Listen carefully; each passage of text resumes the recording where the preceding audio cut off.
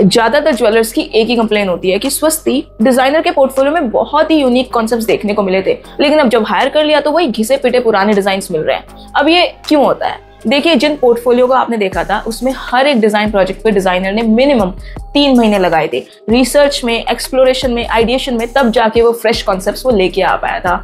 और डिजाइनर के पास पूरी फ्रीडम थी कि वो बाहर ट्रैवल करे, वो ऑनलाइन ऑफलाइन रिसर्च करे।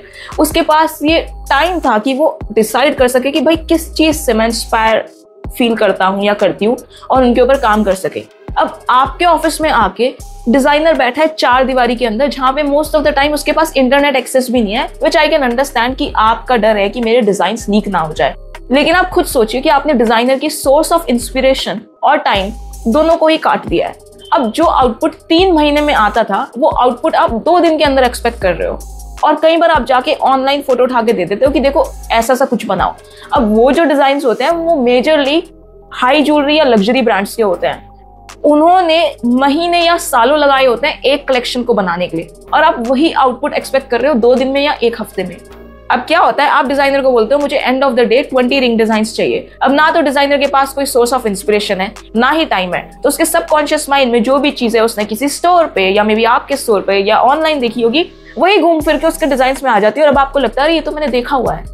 अब आपने कितना भी टैलेंटेड ज्वेलरी डिजाइनर हायर किया हो, आपको वो आउटपुट नहीं मिलेगा, क्योंकि आप डिजाइनर पीसेस तो चाहते हैं, लेकिन आप डिजाइनर को और डिजाइन प्रोसेस को समझना ही नहीं चाहते। अब आप बोलोगे ठीक है स्वस्ति, हम समझ गए डिजाइनर को टाइम देना है, लेकिन हमारे पास कुछ अर्जेंट क्लाइंट रिक्वायरमेंट्स है, हमारे डेली वेयर पीसेस है, अगर डिजाइनर इतना टाइम एक प्रोजेक्ट पे ले लेगा तो ये कैसे होगा? तो देखो, आपके पास 2 डिजाइन टीम होनी चाहिए, एक जो कि आपके डेली वेयर पीसेस पे अर्जेंट रिक्वायरमेंट्स पे काम करे, और एक जो आपके one of a kind collections पे काम करे। बट मैं समझ सकती हूँ कि आप में से काफी सारे ज्वेलर्स के पास वो बैंडविड्थ नहीं है कि आप 2 अलग अलग डिजाइन टीम को अफोर्ड कर सके।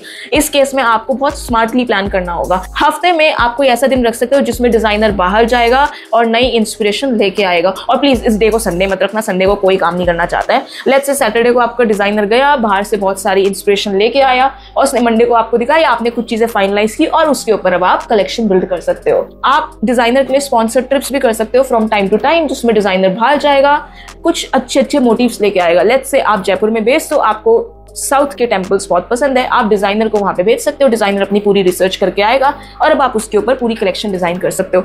अब आप हफ्ते में 2 दिन रखोगे जिसमें designer one of a kind design पे काम करेगा, तो 3 दिन ये चले गए, एंड 3 दिन होंगे जिसमें डिजाइनर आपकी अर्जेंट रिक्वायरमेंट्स को या फिर मास प्रोडक्शन वाले पीसेस को हैंडल करेगा।